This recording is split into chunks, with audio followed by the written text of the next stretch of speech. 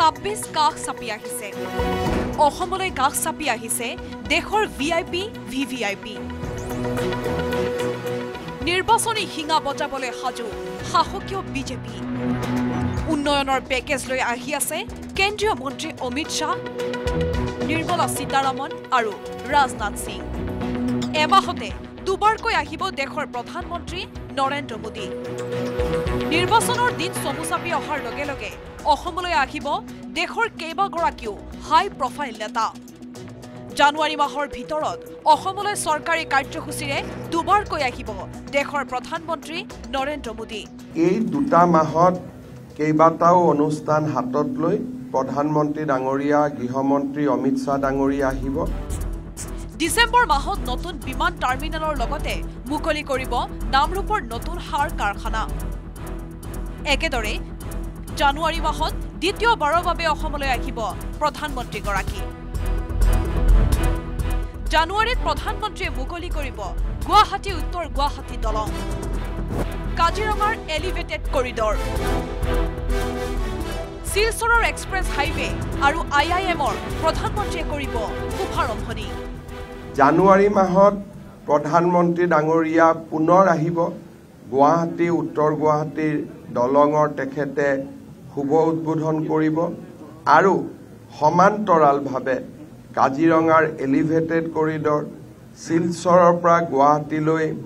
express corridor IIM Guwahati বিভিন্ন ধৰণৰ অনুষ্ঠানৰ তেখেতে শুভ আৰম্ভণি কৰিব প্ৰধানমন্ত্ৰীৰ পিছে পিছে অসমলৈ আহিব কেন্দ্ৰীয় গৃহমন্ত্ৰী অমিত শাহ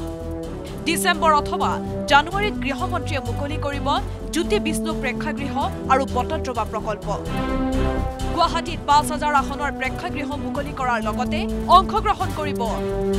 বিজেপিৰ বুথ সন্মিলনত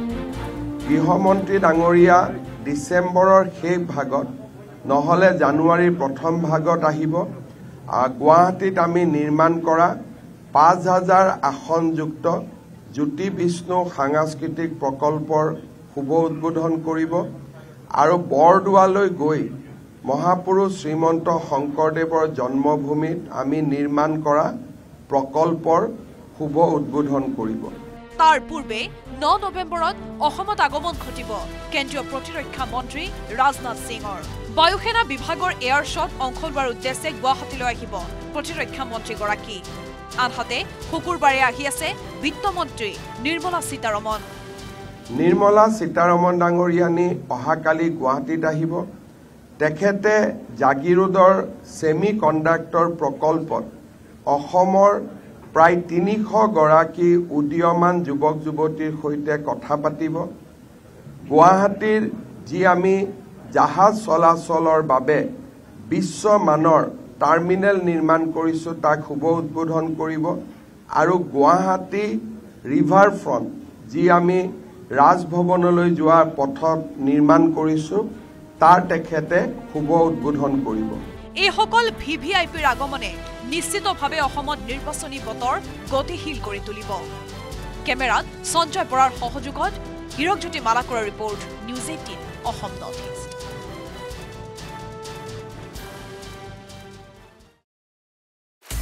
আপুনি বিচৰা বাতৰি পাব কেৱল নিউজ 18 এপত নিউজ 18 এপ ডাউনলোড কৰিবলৈ স্ক্যান কৰক এই QR কোড গুগল প্লে ষ্টৰতো পাব এই নিউজ 18 এপ